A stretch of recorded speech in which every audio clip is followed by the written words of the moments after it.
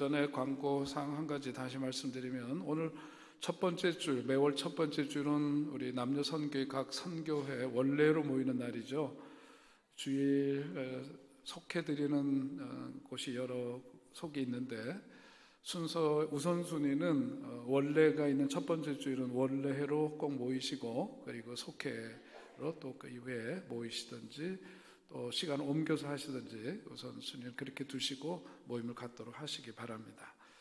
자, 오늘 성경 말씀 이어지는 마태복음 5장의 말씀입니다. 앞에서 풍랑이 있는 바다를 잔잔케 하신 예수님 그 이야기 이어서 오늘 말씀은 이제 거라사 지방에서 귀신 들린 사람을 고치신 이야기가 이어지고 있습니다. 앞에서의 그 이야기, 또 오늘 본문을 통해서 만나는 말씀들이 공관복음서를 보면 똑같이 계속 이렇게 이어지고 있기 때문에, 그런 점에서는 공관복음서가 모두 다 공히 이 말씀을 전하고 있는 것은 그만큼 이 사안이 중요한 사건이기도 하거니와, 한편으로는 서로 연결되어져 있다 하는 것을 우리들이 염두에 두면서 말씀을 대하시면 좋겠습니다.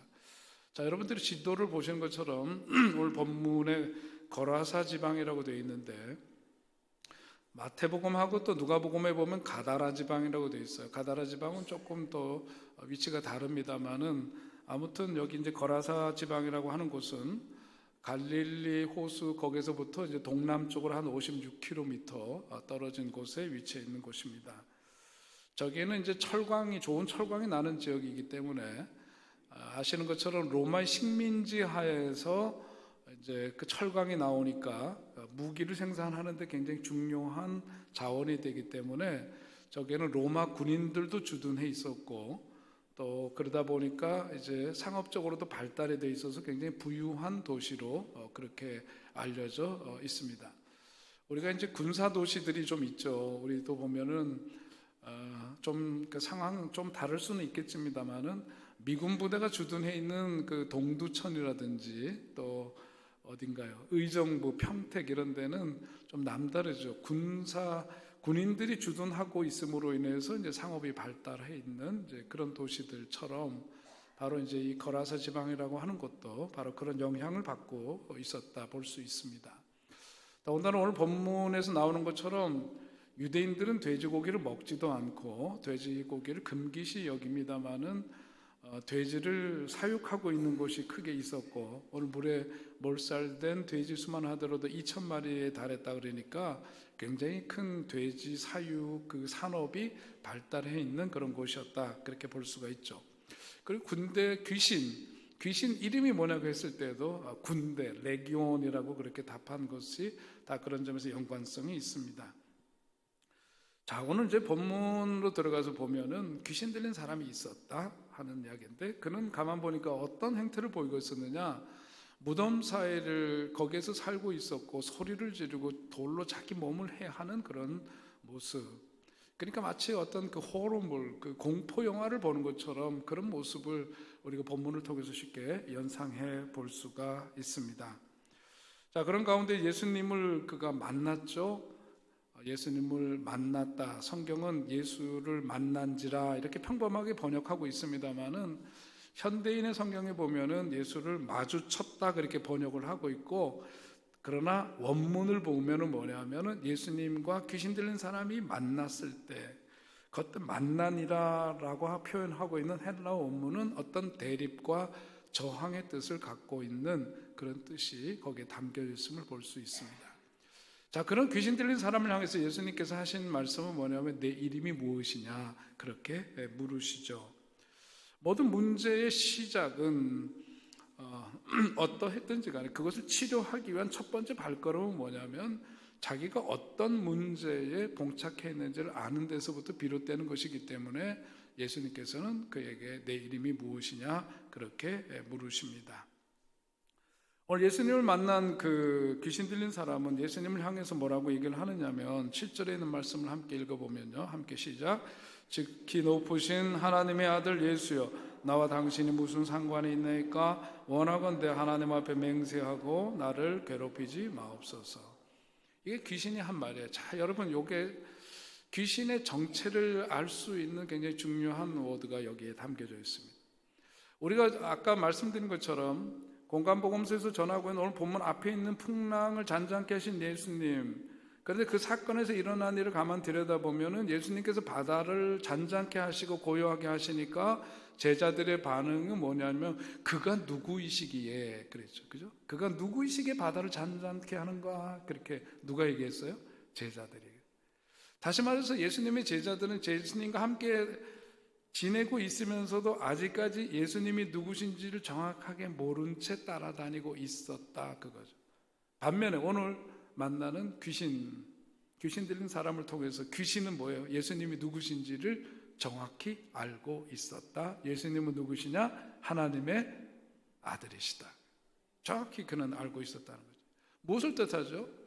여러분, 귀신이라는 존재는 악한 영입니다. 사탄, 마귀, 귀신 이렇게 여러 가지를 표현하고 있지만 어쨌든 이 악한 영은 어떤 점에서는 너무 과대평가해서도 안 되지만 어떤 점에서는 이것을 너무 지나치게 과소평가해서도 안 된다는 거예요. 제자들보다도 더 영학스럽고 제자들보다도 더 영적으로 민감성을 갖고 있고 정확하게 문제를 보고 있다. 귀신이 그랬다 그거예요. 자, 귀신이 갖고 있는 그 본체는 무엇일까? 오늘 본문에서도 확인할 수 있는데 예수님을 만나니까 귀신 들린 사람을 통해서 귀신이 하는 이야기가 뭐죠? 나와 무슨 상관이 있습니까? 나를 괴롭히지 말고 나를 좀 상관하지 말아주세요. 그게 귀신이 한 얘기예요. 다시 말해서 귀신의 본체는 뭐냐면은 어떤 그 분열의 영이죠. 사탄이라는 뜻이 갖고 있는 뜻이 원래 분열하는 영이라는 뜻입니다. 갈라놓는다는 거예요. 찢어놓는다는 거예요. 사람들의 마음과 마음을 끊어놓는다는 거예요. 그게 사탄 혹은 마귀나 귀신이 하는 역할인 거죠. 예수님을 만난 귀신은 자기 정체를 드러냅니다. 예수님, 저를 절대로 상관하지 말아주세요. 나를 괴롭히지 말아주세요. 그것이 귀신의 요청이었습니다. 여러분, 오늘 이 이야기는 오늘 우리들의 이야기로 가져오면 어떻게 되죠? 우리가 살아가면서 어려운 사람을 보고 동정하는 마음이 생겨서 내가 저 사람을 좀 어떻게든 도와줄까? 그럴 때 슬며시 마귀가 하는 이야기는 뭐죠? 네가 그 사람과 무슨 상관이 있는데 그러냐? 이렇게 얘기를 해요. 어려운 분을 보면서 지갑을 열려고 하면은 그 마음 가운데 슬그머니 들려주는 음성 뭐예요? 네가 무슨 상관인데 지갑을 열려고 하냐? 과자 사 먹지. 그런 거죠. 어버이날이 다가와서 우리 부모님 뭐 좀 이렇게 해드리려고 그러는데 슬그머니 와서 야, 그거보다 더 급한 일이 있지 않냐? 새끼들이 더 중요하지 않냐? 여러분, 그냥 빗대어서 하는 얘기일 수 있지만은요, 우리들의 마음이 무언가로 우리가 사는 세상은 다 연결되어져 있어요. 우크라이나에서 일어나는 일이 그 전쟁이 말이죠, 우리와 상관이 없어요. 아닙니다. 그 일이 다 우리와 상관이 있어요. 세계 경제와 다 연결이 되어져 있어요. 어딘가에서 지금 지진이 일어나고 이게 다 우리와 상관이 있는 일입니다. 그러니까 우리가 홀로 살아가는 게 아니라 다 연결되어져 있는데 그게 무슨 당신과 상관이 있나요? 하는 것은 뭐냐면 마귀의 소리예요. 귀신의 소리예요. 사람들의 마음을 갈라놓고 끊어놓는 게 귀신의 본체입니다. 그렇기 때문에 오늘 우리가 사는 세상이 뭔가 좀 이렇게 빡빡하고 뭔가 좀 냉랭하고 이러는 이유는 뭐냐면 바로 마귀들이 하는 역사, 귀신이 하는 역사 때문에 우리들의 마음을 끊어놓기 때문에 그렇죠. 자, 오늘 귀신이 역사를 합니다. 그러니까 귀신 들린 그 사람이 지금 어디서 노느냐면 무덤에서 놀아요. 무덤에서 살아요. 소리를 질러요. 자기 몸에 위해를 가합니다. 무슨 얘기냐면 이거는 어떤 영성 심리의 눈으로 이 상황들을 보면 무덤이 갖고 있는 의미는 뭐냐 하면 사람이 가지 않는 것이죠. 그것은 뭐냐면 자폐적인 상태를 말하는 겁니다. 단절되어 있고 자폐화된 그런 무덤이 갖고 있는 의미는 그런 거죠. 소리를 지른다라고 하는 것은 그 사람이 갖고 있는 어떤 이상적인 삶이 있는데 그것이 이루어지지 않은 데서부터 오는 답답함을 토로하는 겁니다. 그걸 소리로 표현하는 거예요. 돌로 제 몸을 해친다라고 하는 것은 자기가 이상적인 삶을 꿈꾸는데 그 이상적인 삶에 도달하지 못하고 그런 사람이 되지 못하는 자신에 대해서 스스로 처벌하는 겁니다. 자기 처벌이에요. 그런 것이 귀신 들리니까 이런 모습이 극대화돼서 나타나고 있었다. 성경은 그것을 전해주고 있습니다. 자, 그런데 이렇게 사는 사람이 결국은 뭐냐면 여기서부터 해방된 삶이 정상적인 삶이고 건강한 삶인데, 귀신이 들려있으니까 뭐냐면 이런 상태에서 살아가기를, 계속해서 살아가기를 원하는 거죠. 병적인 어떤 만족감을 이미 갖게 된 거예요. 그러니까 예수님이 내 삶에 들어와서 이것을 다시금 회복시키기 위해서 이것을 뒤흔들어 놓는 것에 대한 거부감, 그것이 자기를 괴롭히는 일이라고 여기기 때문에 그것에 대한 거절을 하고 있는 거죠. 귀신 들린 상태에서는 바로 이러한 모습을 나타내고 드러내게 되어 있는 겁니다. 여러분, 우리가 살아가면서 작고 큰 병을 경험하지 않은 사람은 아마 우리 중에 아무도 없을 거예요. 그런데 육체적인 병이라고 하는 것은 작든 크든 간에 겪으면서 우리 삶을 때로는 성숙시키고 성장시키는 기회가 되기도 합니다. 아픔을 통해서 더욱더 건강해진 삶을 살고 그러는 거죠. 그러나 정신병은 좀 달라요.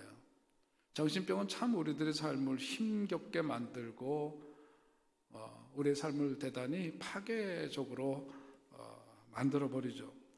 정신질환 진단 및 통계 편람이라는 게 있습니다. DSM-4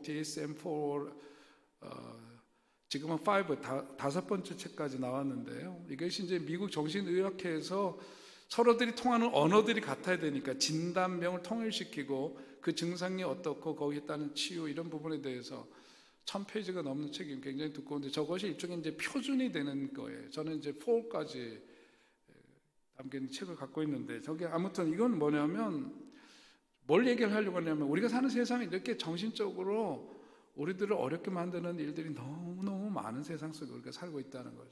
그런데 오늘 예수님의 이야기로 돌아오면 예수님께서 뭐냐면은 그런 귀신 들리고 정신적인 문제를 갖고 있는 사람을 향해서 하시는 첫 번째 말씀이 뭐냐면 내 이름이 무엇이냐 묻고 있는 겁니다.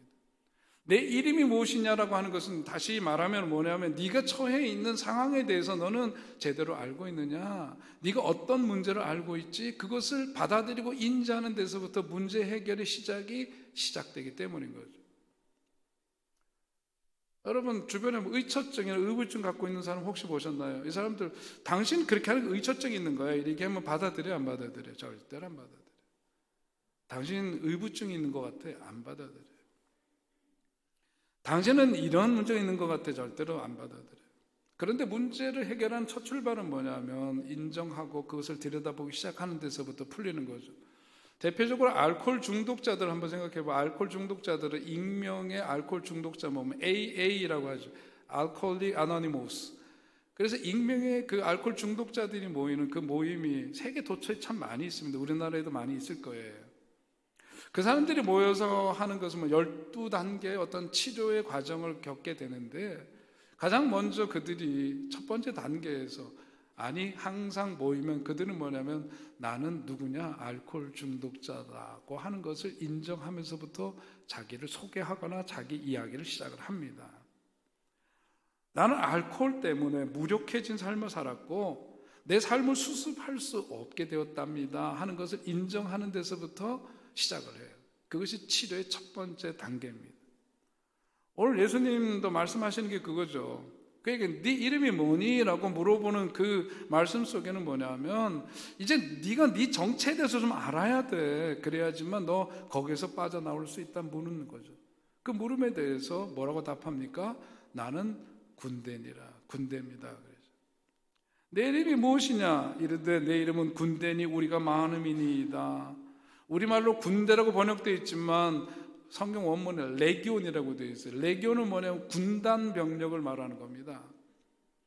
우리 벽제도 1군단 있잖아요. 군단 병력 6,000명 정도 되는 로마 군단입니다. 귀신의 정체가 뭐냐면 스스로 자기를 밝히는 거예요. 나는 군대입니다. 그리고 수요가 많습니다. 작은 단위도 아니고 레기온입니다. 그렇게 표현하고 있습니다. 이것은 뭐냐면 이 사람이 지금 귀신 들려 있는데 그 귀신의 정체가 뭐냐면 군대 귀신이 쓰여져 있었다 그런 얘기죠. 이 이야기는 거꾸로 우리들에게 다시 질문 던지면 당신의 이름은 무엇인가에 물었을 때 우리 스스로 거기에 대해서 뭐라고 답할 건지를 여러분들이 스스로 자문해 보셔야 해요. 여러분의 이름은 무엇이죠? 주민등록증에 있는 이름 말고 여러분의 이름 무엇인가요? 우리 스스로 답을 해야 합니다. 오늘 여기서 지금 의미하는 건 나는 군대입니다라고 하면서 그 수요가 많다라고 하는 것은 군대도 여러 단위가 있는데 레기온이라고 얘기한 것은 뭐냐면 나는 군대 귀신이 쓰여 있는데 그 속에는 여러 겹겹에 하나의 나가 아닌 여러 내가 존재하고 있습니다. 그런 얘기입니다. 내 속에 하나가 아닌 여러 존재들이 군대처럼 내 안에서 자신을 괴롭히고 있어서 그래서 지금 소리도 지르고 자기 몸도 해하고 이런 별짓을 하면서 살고 있는 거예요. 그런 거죠. 자기에게 상처를 더하면서 사는 겁니다. 여러분 오늘도 우리 수요일날 성경 공부 쉐막당 하면서 이런 얘기 많이 말씀 나눴습니다만은 내 속에 내가 하나만 있어요? 아니에요. 여럿의 내가 있는 겁니다. 하덕규 집사님, 지금은 목사님도 되시고 교수님도 되시고 연락 안 하고 지낸 지는 퍽 됐습니다만 제가 청년 사역을 할 때 문화심터락을 하는 걸 했는데 거기에서 그때는 기독교 방송의 CCM 하덕교의 CCM 캠프라고 하는 그 프로그램 저랑 가까워져서 제가 그 문화심터 담당하고 있었기 때문에 친하게 지냈어요. 근데 그 하덕교 집사님, 그분이 집사님이 시절에 자기 고백적으로 만든 시가 있어요. 그게 바로 가시나무라고 하는 시입니다.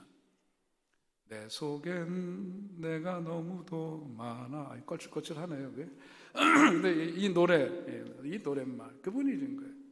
젊은 시절에 신촌에서 허한 마음을 달래려고 술을 먹고 밤새 술을 먹고 새벽이면 토악질하고 거리에서 헤매고 그러면서 자기 자신의 내면을 들여보는 거예요.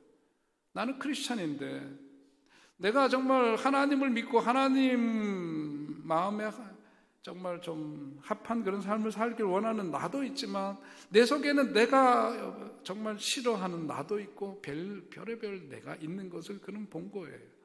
그러면서 이 가시나무라고 하는, 여러분 한번 가사를 한번 좀 보셔도 좋을 것 같아요. 내 속엔 내가 너무도 많아 당신이 쉴 곳 없네. 내 속엔 헛된 바램들로 당신의 편할 곳 없네. 내 속엔 내가 어쩔 수 없는 어둠 당신의 쉴 자리를 뺏고 내 속엔 내가 이길 수 없는 슬픔 무성한 가지나무 숲 같네. 쭉 이어지면서 이제 이어지는 가사를 보면은 참 우리의 마음에 조성모라고 하는 가수를 통해서 세상에 널리 알려졌지만 그 훨씬 이전에 하덕교 집사님이 자기 고백적으로 쓴 자기 내면의 마음을 표현하고 있는 노래입니다. 오늘 그런 점에서 여러분은 여러분의 이름이 무엇인가를 생각해 보셔야 해요. 여러분의 심령 속에 어떤 존재들이 살아가고 있는지를 들여다보셔야 합니다. 그 이름들 속에는 나에게 친숙한 내가 알고 있는 이름도 있지만 가만 들여다보니까 내가 잘 보지 못했던 이름들도 있을 수 있는 거죠. 어떤 분은 이 부분에 대해서 말씀을 전하면서 존 버년의 철로 역정에 나오는 이름들을 등장을 시켰어요. 저도 참 그것이 저에게는 인상적이었는데, 예를 들면 이런 거죠. 여러분의 이름은 크리스천 씨, 아무개 씨 이런 것처럼 그럴 수 있죠. 전도자 씨일 수도 있습니다. 고집쟁이 온순 씨도 수 있고, 선의 씨, 자만 씨, 악의 씨, 적의 씨, 무자비, 겁쟁이, 회의, 허례, 위선, 질투, 아첨, 경멸, 믿음, 수다쟁이, 허영, 절망, 심약, 두려움, 무지, 구두쇠, 소망, 이런 이름으로 불려지는 나일 수 있는 거죠.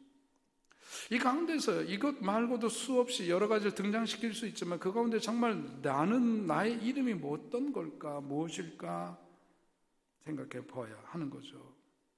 아니 그 많은 이름 가운데 혹은 내 이름이 군대는 아닐까 생각도 해보아야 합니다. 어떤 이름으로 부르든지 하나님이 바라시고 기대하시는 그런 모습과는 다른 모습으로 살아가는 내 속에 어떤 악한 영에 의해서 휘둘려지고 있는 그것이 있다면 어떻게 될 거냐? 그것을 보고 그것을 인정하는 데서부터 시작되는 거죠. 오늘 말씀은 그것을 우리에게 일깨워 줍니다. 거기서부터 우리의 삶의 치유와 변화 역사는 시작될 수 있다는 것을 우리들이 꼭 기억할 수 있기를 바랍니다. 그러면서 그 다음에 예수님 하시는 건 뭐예요? 구체적으로 그 귀신이 더러운 귀신아 그 사람에게서 나오라 그렇게 선포하시죠. 더러운 귀신아 그 사람에게서 나와라 그렇게 선포할 수 있는 분은 누구밖에 없어요? 예수님밖에 없는 겁니다. 예수님밖에 없는 거예요. 나가라 그 사람에게서 나가라 선언하시고 그렇게 능력을 발휘하실 수 있는 분 예수님밖에 없어요. 왜냐하면 그런 악한 군대 귀신에 붙잡혀 있지 않은 분 예수님이시기 때문입니다. 예수님만이 전능하신 주님이시기 때문에 그렇습니다. 진리와 생명의 길이시기 때문에 그렇습니다. 다른 힘으로는 안 돼요.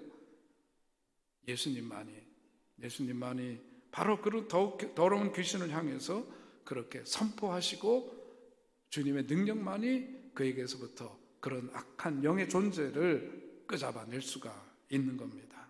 그러므로 오늘 우리들이 살아가면서 내 자신에 대해 생각해 봐야 돼요. 그냥 관성에 젖어서 살아가는 게 아니라 예수님을 내가 믿고 나는 크리스찬이라고 하는 아이덴티티로 살아간다고 생각하지만 내 속에 나를 가만 들여다보니까 내 속에 교만도 있고 내 속에 그야말로 우울도 있고 내 속에 어떤 정말 아까 말씀드린 여러 가지 내 자신의 삶을 지배하는 그런 실체를 우리들이 들여다보면서 주 예수여 나를 도우소서 내게서 그런 것들이 떠나갈 수 있도록 주님 도와주세요.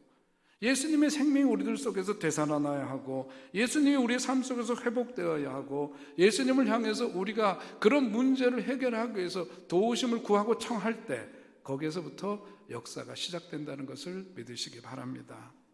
저나 여러분이나 여러 가지 점에서 부족함이 많고 허물이 많고 지워지지 않으면 안 되는 어떤 그런 죄성과 그런 모습들이 우리들 속에 내재해 있음을 우리는 보게 되죠. 어떻게 할 겁니까? 그런 문제 어떻게 할 겁니까? 좀 괜찮아 보이는 나인데 어느 순간인가 정말 내가 나가답지 않게 구는 그런 모습들이 얼마나 많이 있어요. 아까 말씀드린 것처럼 그게 무슨 상관이 있나이까 나에게 속삭이면서 나로 하여금 딴 길 가게 하고 허탄한 길로 가게 하고 허황된 삶을 지향하게 하는 그런 악한 영의 역사들이 내 속에 작동되고 있는데 그 문제 어떻게 할 거냐? 다른 길은 없다. 예수님이 행해 주셔야 한다.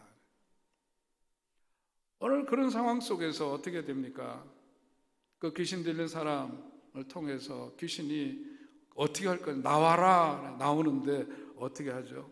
군대 귀신이 예수님께 간구합니다. 돼지에게로 보내어 들어가게 해달라고 그렇게 요청을 해요. 예수님이 허락하셨다고 했습니다. 그랬더니 귀신이 돼지떼에게 들어가서 바다로 뛰어들어서 죽은 돼지가 2,000마리에 달했다. 이거 해석하기 참 어렵습니다. 이거 풀이하기가 쉽지는 않아요. 그런데 왜 이 귀신들이 돼지떼 속으로 들어갔을까? 정답은 물론 없어요. 성경은 해석을 해야 되는 부분인데 정답이 딱히 정해져 있는 것은 아닌데 제가 보기에는 여러분들 아시다시피 유대인들은 돼지고기를 먹지 않습니다. 혐오하죠. 금기시합니다. 로마 군인들은 돼지고기 잘 먹어야 하죠. 그래 힘이 세니까 돼지고기 잘 먹고. 근데 유대인들은 뭐죠? 유대인들의 그것은 돼지를 사육하는 것 자체도 너무 혐오스럽고 힘든 일이었을 거예요. 그런데 돼지고기를 또 먹는 사람들도 있죠. 그 사람들은 뭐냐면 율법의 조항이나 이런 것들을 무시하고 살아가는 거죠. 그리고 이건 유대인들이 보편적으로 먹을 수 있는 음식이 아니기 때문에 이런 음식을 먹을 수 있다는 것은 특권층에 속해 있거나 뭔가 특별히 재력을 갖고 있거나 특별히 구별된 사람들이었을 거예요. 그런데 귀신이 나와서 결국 그 돼지떼에게 들어갔고 그 돼지떼가 몰살을 당했다라고 하는 것은 예수님께서 뭘 보여주시고자 했느냐? 결국은 뭐냐? 법에서 금지하고 있고 하나님이 원치 않으시는 일들을 행하면서 그 시대 자기들이 스스로 만족해서 추구하고 살아가면서 그렇게 했던 사람들의 종말은 어떻게 되느냐? 결국은 바다에 떼로 들어가서 몰살당하는 것처럼 로마에 의해서 지금 강점화되어 있고 우리들의 삶을 파괴하는 그런 힘들이 결국은 어떻게 되느냐? 결국은 바다에 빠져서 몰살되듯이 쓰러지고 깨끗하게 정리되는 그때가 뭐예요? 올 것이다. 예수님은 굉장히 상징적으로 이 사건을 통해서 보여주고 있다고 믿습니다. 그런 종말이 올 거다. 그러니까 하나님 나라의 도래로 시작되는 새로운 삶이라고 하는 것은 군대 귀신에 의해서 더 씌워져서 살아가던 그런 옛사람을 떠나서 이제 그것이 뭐냐면 바다에 빠져 죽어버리듯이 그 삶에서부터 헤어나오고 떠나버려야 되는 삶의 시작이 우리들에게 있어야 된다, 그 얘기예요. 여러분, 아까 말씀드린 것처럼 내 삶 속에 원치 않은 악한 영의 역사들이 있습니다. 그 사람에게서는 특정 군대 귀신이 쓰여져 있죠. 우리는 어떤 악한 영의 역사들이 내 삶 속에 스며들어 있는지 몰라요. 그런데 이것을 어떻게 떠나보내야 돼? 바다에 몰살되듯이 그것이 이제 내 삶에서부터는 떠나가고 죽어져야 되는 거고, 그러므로 인해서 내 삶 속에 어떤 삶의 변화가 나타나야 되는 거예요. 내 안에 내가 너무 많아요. 내 안에 군대처럼 그렇게 그런 것들이 진치고 있는데 그것을 쫓아내야 하고 나아가서 바다에 몰살시켜버리지 않으면 안 된다 이거예요. 그래야만 내가 건강하게 살 수 있고 하나님의 말씀에 부합하는 삶을 살아갈 수가 있게 되는 거죠. 어떻게 해요? 예수님이 해결해 주셔야 합니다. 그러므로 나도 내 자신에 대해서 선포해야 돼요. 악한 영은 떠나갈지어다. 내 삶이 주님 원치 않는 삶으로 흘러갈 때 스탑해야 돼요. 그리고 거기에 대해서 선언해야 해요. 그래서 심리학자들 가운데 심리치료법 가운데 하나는 고무줄요법이라는 게 있어요. 우울증에 걸린 사람들 고무줄요법을 사용하는 거 권할만 합니다. 고무줄을 차고 있어요. 우울감에 빠지게 돼요. 어느 순간 고무줄을 잡아당겼다가 탁 튀겨서 놓으면 어떻게 할까요? 따끔하죠. 고무줄을 튕겼다 놓으면 따끔하는 순간 정신을 차려야 돼요. 내가 원치 않게 지금 우울감으로 계속 빠져들고 있거나 멈춰야지. 자살에 대한 충동들, 내가 내 자신의 삶에 대해서 혐오스럽고 또 뭔가 분노에 차 있고 이러면서 자꾸 나쁜 생각으로 흘러가는 그 순간 어떻게 그걸 멈춰야 되는데 어떻게 당겨서 자극을 줌으로써 그것을 스탑시키는 거죠. 그것도 하나의 그 치료요법 가운데 하나입니다만은, 아무튼 오늘 우리는 뭐냐, 우리 속의 내면을 정직하게 들여다보면서 예수님의 도우심을 구하고, 그래서 주님께로부터 받은 능력을 힘입어서 더러운 귀신아 내 삶에서 떠나라 선포하고 다시금 건강을 회복하고 온전케 되는 그런 역사가 우리들 속에 나타나야 될 줄로 믿습니다. 그런 은혜를 누리시길 축원드립니다. 그래서 오늘 말씀을 보면은 이제 주님께로부터 치료함을 받은 사람이 예수님 치유받음으로 인해서 귀신이 떠나가니까 성경에 보니까 그가 옷을 입고 정신이 온전하여 앉아 있었다 그랬어요. 그전에는 가만히 있지를 못해 막 미쳐 날뛰고 소리 지르고 막 자기 몸을 해하고 난리법석을 떨던 이 사람이 이제는 옷을 갖춰 입고 앉아 있었다라고 하는 것은 이제 뭐냐면 안정감과 평안함을 되찾았다는 이야기죠. 온전해졌다는 것은 이제 정신이 제자리로 돌아와 맑게 되었다, 그렇게 볼 수 있습니다. 그렇게 되니까 사람들이 소식을 듣고 몰려왔어요. 예수님께로 몰려왔습니다. 그런데 나타난 결과는 뭐냐면 사람들이 예수님을 향해서 이제 이 지방에서 좀 떠나달라고 이야기를 해요. 여러분, 귀신 들려서 그렇게 난리치던 사람이 고침을 받았다 그러면 박수치고 환영하고 하다못해 현수막이라도 걸어야지. 이 못된 인간들이 뭐라냐면 예수님 떠나세요 그러는 거예요. 왜 그랬을까? 그들의 삶에 그 사람이 귀신 들렸다는 것이 자기네 삶에 손해를 끼치거나 위협적인 것이 되지는 못했다는 이야기죠. 그 사람이 좀 안 됐기는 했어요. 그러나 나랑 아까 얘기했던 것처럼 별 상관없이 좀 보기에는 좀 딱하지만 나한테 무슨 손해를 끼치는 일이 아니니까 그대로 뒀는데, 막상 고침을 받은 것이 그래도 환영할 만한 일이지만 문제는 뭐냐, 돼지떼가 바다에 빠져서 몰살을 했다, 이게 문제인 거죠. 자기네들이 손해보는 일은 절대로 하고 싶지 않은 거예요. 귀신 들린 사람을 보면서 동정할 수는 있지만 그 사람의 고침받음과 그 사람이 정상적인 삶을 회복하는 것이 내 삶에 조금이라도 어떤 손해를 끼치는 일이라면 절대로 안 되는 거예요. 그게 사람들의 보통 보편적인 마음인 거예요. 오늘 이 이야기는 결국은 뭐냐면 우리가 살아가면서 신앙생활하면서 예수님 믿고 구원받고 예수님의 보호 속에 살아가고 예수님의 인도하심 속에 살아가고 전지하시고 전능하신 그분이 내 삶의 주인 되시니까 얼마나 귀하고 복된 일이냐, 할렐루야, 거기에 대해서는 인정하고 고마워하지만, 그러나 그러므로 이제는 네가 이렇게 살아야 된다, 그것은 망설이게 되는 거예요. 네가 예수의 사람이니까 사업을 하더라도 너 정직하게 해야 된다. 슬그머니 은근슬쩍 이렇게 안 된다. 그거는 좀 아닌 것 같은데. 은혜를 받는 것은 좋고 구원받는 것은 좋지만 그러므로 인해서 내 삶의 방향과 내 삶의 스타일을 이제는 바꿔야 된다. 그거는 좀 아니다. 왜? 그게 손해나는 일일 수도 있고 그것이 내 삶을 부정당하는 것 같으니까 아닌 거죠. 살고 싶은 대로 살고자 하는 거예요. 예수님께로부터 받은 은혜는 땡큐. 그러나 내 식대로 살고 싶은 거예요. 주님 식대로 사는 것은 너무 부담스러운 거예요. 그것이 그 지방 사람들이 보인 반응이나 오늘 내가 예수님 믿고 살아가면서 살아가는 삶의 방식과 다르지 않다면 그게 문제구나. 그게 문제구나.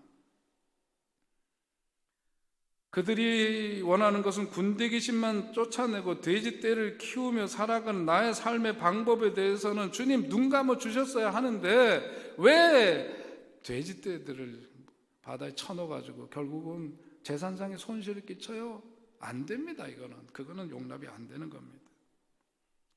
그러므로 오늘 우리도 경계해야 합니다. 예수님께로부터 받은 은혜, 달콤한 것, 내 삶에 유익이 되는 것, 나에게 만족을 주는 것, 나에게 기쁨을 주는 것, 이런 것에 대해만 심취되어 있어서 예수님을 따르는 일은 십자가를 지는 일이고 예수님을 따르는 일은 예수님의 남은 고난에 동참하는 일인데 그런 삶이 나에게 요구될 때 거기에 대해서 이거는 예수님 진짜 믿는 게 아니다 하는 이야기예요. 오늘 그런 사람을 향해서 군대 귀신이 들렸던 사람이 나음을 받고 예수님에게 마지막으로 청합니다. 예수님 따라 살고 싶어요. 따라가겠습니다. 그러니까 예수님 뭐라 그러죠? 집으로 돌아가거라. 집으로 돌아가거라. 가족에게 돌아갈 것과 그 다음엔 뭐냐면 다른 사람들에게 당신이 행한 일을 그저 알리렴 그렇게 이야기를 했어요. 저는 참 예수님의 이 처방법이 기가 막힌 거라고 봅니다. 예수님의 이 처방법은 우리가 그냥 고쳤구나 그리고 이제 전도하는 얘기구나 이렇게만 보시면 안 되고요. 예수님은 굉장히 구체적이고 문제의 본질을 정확하게 꿰뚫어 보시면서 그 문제에 대한 적절한 처방을 하세요. 왜냐하면 앞에서 귀신 들린 사람이 그야말로 군대 귀신에 휩싸였던 그 사회 속에서 유난히 그 사람이 그렇게 두드러진 귀신 들린 모습을 드러냈던 사람이죠. 영성 심리의 눈으로 그 사람의 그 모습을 다시금 한번 분석해 보면은 그 사람은 굉장히 격정적인 성격을 갖고 있고 자기도취적인 성격을 갖고 있었던 사람이라고 볼 수 있습니다. 남다른 자의식을 갖고 있는 사람일 수도 있고요. 또 허영심이 강해서 비현실적이고 초자연적인 그러한 것을 추구하는 경향이 있는 사람이라고 분석되어집니다. 그가 돌로 자기를 치고 자기 처벌적이고 소리를 지르고 막 이렇게 하는 그런 모습 속에서 이런 점들이 보이는 거예요. 예수님은 뭐냐면 가족에게로 돌아가라. 처방법은 그거죠. 비현실적인 삶에서 돌아가서 네가 정말로 이제는 안정을 되찾고 현실적인 삶으로 복귀를 해야 된다. 네가 갑자기 또 병 났다고 흥분해가지고 예수님 따라서 가다가 이런 사람들 가다가 또 이렇게 시험에 들어요. 문제가 또 생기는 거죠. 예수님은 그 사람이 안정을 취하고 현실적인 삶 속에 들어가서 이제는 펄펄 뛰는 사람이 아니라 그야말로 calm down, 자기 자리에서 자기의 삶을 잘 현실적으로 살아갈 수 있는 삶으로 들여보내는 거죠. 그리고 거기에서도 뭐해요? 주님이 하신 일들을 가까운 이들에게 자연스럽게 평화스럽게 현실적으로 사람들에게 그 일을 증거하면서 그렇게 살아야 합니다. 그리고 그것은 어떤 의무감에서가 아니라 이 사람이 뭐냐 허영심이 있거든요. 펄펄 뛰는 사람이거든요. 뭐냐면 그 속에 있는 것들을 토해내야만 그 사람이 사는 맛을 느낄 거예요. 이런 사람들한테 전도를 시키는 거죠.